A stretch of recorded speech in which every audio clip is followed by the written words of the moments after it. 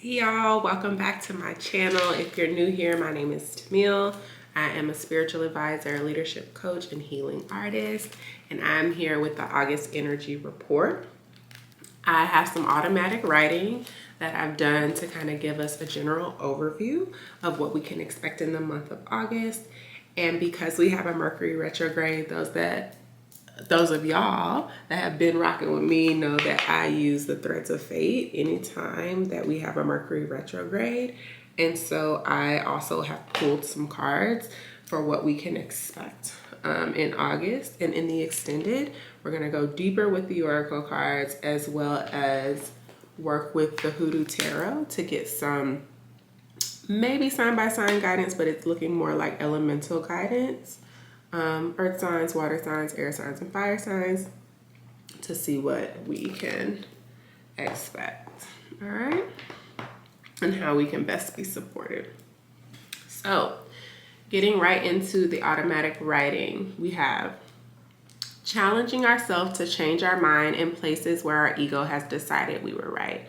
I think part of this is primarily being brought to us by the Mercury retrograde in Virgo. And then into Leo. But generally, there's a lot of things supporting it. When I think of Leo, Aquarius, full moon coming later in the month, it's like, okay, I have the right, or I have a lot to be mad about. I have the right to feel this way. And then there's like a deeper investigation that happens. And it's not necessarily like overthinking to the point of talking yourself out of feeling that way, but it is leveraging the power of thoughts, the power of your mind to zoom out and to look at a situation outside of the compiled potentially hurt and pain that you may be carrying from situations that aren't even related to the one that you're so focused on. So it's like, what actually belongs to this incident? What actually belongs to this person? And how can I get curious enough to not only ask myself questions, but potentially ask someone else questions? I also have here a few bullet points down.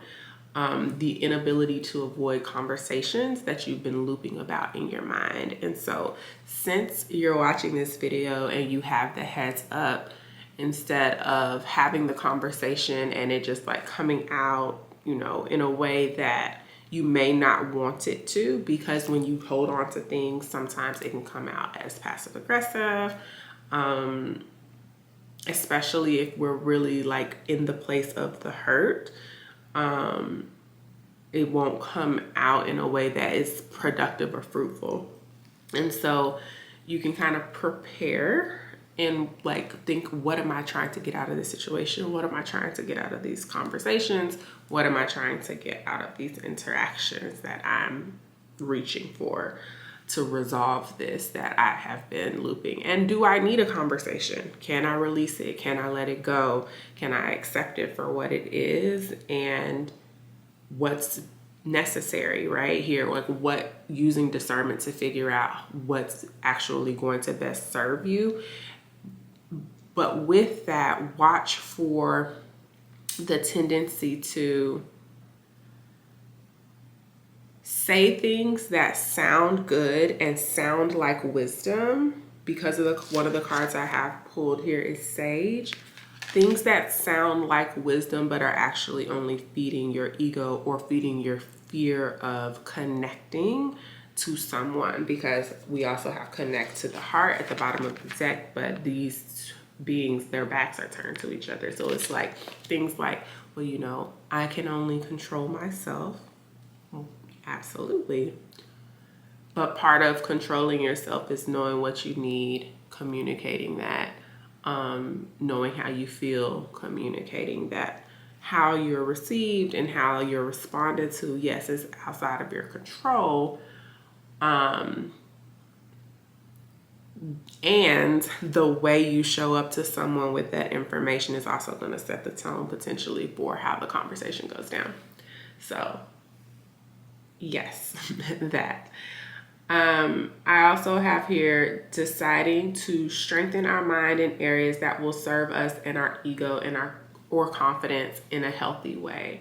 And so this could be reminding yourself of your accomplishments. This is we're a little bit over halfway through the year. What is left to be done? If you have specific tasks or goals that you have for the calendar year, some people don't like to get granular like that, but if you do have those for yourself, if you're feeling like you're behind, looking at the truth of where you've been and what you've done will probably show you that you've done way more than you think. And you can also talk about and look at honestly the circumstances in which you've done those things. Because if you've been experiencing a lot of emotional turmoil, it is harder to be creative. It can be harder to dream and imagine when you're in a state of survival as well. And so you will be able to unemotionally and neutrally observe yourself in a way that you can be honest with yourself about where you are. And I think it's going to be in service to your confidence. It can be in service to your confidence. I'll probably share some exercises in the extended or in the membership to better support us in doing that. So you're also going to see upgrades to your personal space or your physical appearance through simplicity and saying yes to what pleases you. And so simplicity doesn't have to mean minimalism. Let's say you are a maximalist and you just own that you're a maximalist and you're like, yes, I want prints, I want patterns, I want gallery walls, I want ornate, I want this. Deciding that that is the thing is going to allow that to come together more cohesively. Now, on the other hand, just having a lot of things, it's not necessarily a look, right? It doesn't necessarily reflect your personality. So you may be purging a lot, especially during the retrograde, to streamline processes. It may not even be just like a wardrobe thing, although that may be very helpful. And in doing so, you're being upgraded because every single day you look like what you want to look like versus this sea of things that are like almost maybe. And yes, that matters, especially in Leo season and Virgo, as heading into Virgo. Like looking good, feeling good, it matters. It helps.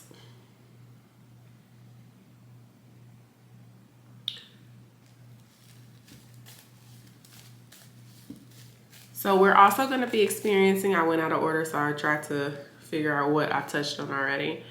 I talked about this in my Saturn retrograde guidance for my members. This time in particular in August, there is an increased activity in what Spirit said is solar plasma. And what I've been told and what I've been shown is that that's going to support our energy bodies, which is a part of our physical bodies, extension of our physical body. So we're going to be expanded in our capacity to feel, to have compassion, to love, and to care because of the mending of the damage from traumatic events of all kinds, emotional burdens that we may have been carrying. And you can support your body in this healing by seeking support from a practitioner, whether it's an energy worker, a body care worker, fasting, walking meditations, and spending time in the sun as much as you can. And they really wanted to, and I say they, I mean Spirit, I mean my guides that I work with. If you are new here, I channel messages from my higher self. I tap into the collective consciousness, which is your higher self, especially when we go deeper into like the more specific zodiacal readings for the collective readings. But I also have ancestors who I work with that guide me. I have spirit beings I work with that guide me. I have angelic beings that I work with that guide me. So when I say they, I'm usually referencing spirit broadly, and depending on the message, I'll share more specifically where where the information is coming from. So what they were telling me, they, in this case being the angelics and the angels, was that the energy from the sun and the solar plasma is going to support our energy body. So the impacts of that may be relief.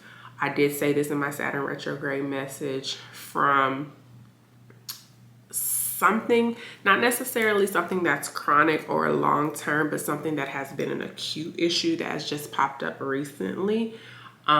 Support in that, especially with the digestive system,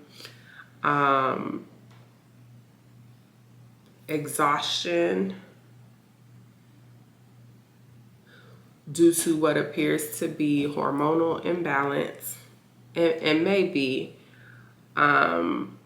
yeah, but there's going to be relief to that issue that you may have been experiencing. We'll talk more about that in the extended. This is not a substitute for medical advice, but spending time out in the sun is going to allow you to process and to release the things and get clarity on what it is that you need to do to address this new issue. And if it is a chronic or long-standing issue, there will be some revelation personally, intuitively, on how you can better support your physical body, and you will get those downloads.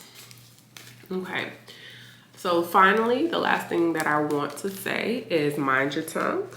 Mind your tongue, because there is an explosive energy when it comes to conflict. And conflict is not a bad thing, but if it is not constructive towards the healing of bonds and relationships that you really, really value, you can fuck some shit up by not minding your tongue. So, and the same as you may feel like somebody just goes too far and there's no, going back. Once you've heard it, that's it, and it is what it is. So be mindful, connect to the heart when you're having difficult conversations.